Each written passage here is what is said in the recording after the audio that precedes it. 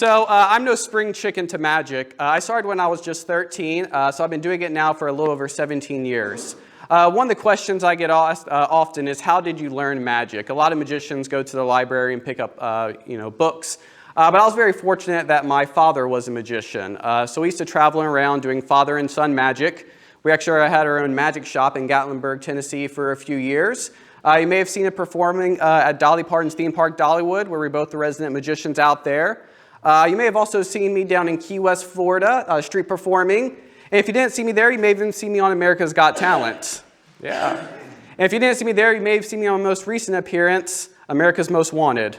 It's a bad joke. No, unfortunately, though, I did lose my father a few years ago to cancer. And something I do just like to talk about because he instilled so many great values and so much great magic in me and taught me so much. So I like to honor my dad and do one of his favorite pieces of magic. A lot of magicians, you may have known the Lincoln rings. This is one of my favorite pieces my dad did, and I like to continue the tradition on to perform it to this day. And it goes something like this. This mystic feat I now perform with solid steel in rounded form. A quaint and curious mystery from an oriental shore. Both rings solid, disconnected, doing things unexpected. Suddenly intersected, different from before. These two rings and nothing more.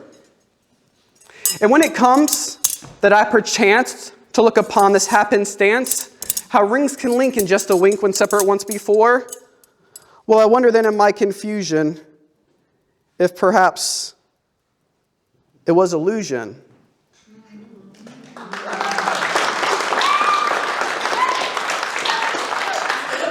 Or then could it be my delusion? I must admit I'm never sure. Perhaps imagination, nothing more.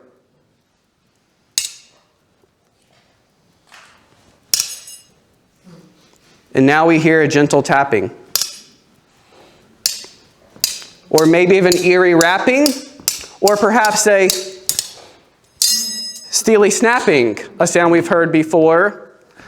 Again, the rings are intertwined, a deep dark mystery for the mind. But just as we find they separate once more, like rings of smoke, they melt apart. How strange these rings of yore. And now we take a ring so plain and add to it one again. Two rings, so simple, so elegant and more. And now without another word, they take to flight much like a bird, emitting sounds we've never heard as they link midair once more. And for those of you with dispositions who lend themselves to great suspicions, these rings too, just as they were before, but just easily they reverse, as if under some ancient curse. The rings themselves start to disperse until all is as it was before, except for these four rings, forever linked, unlinked, nevermore. Thank you very much.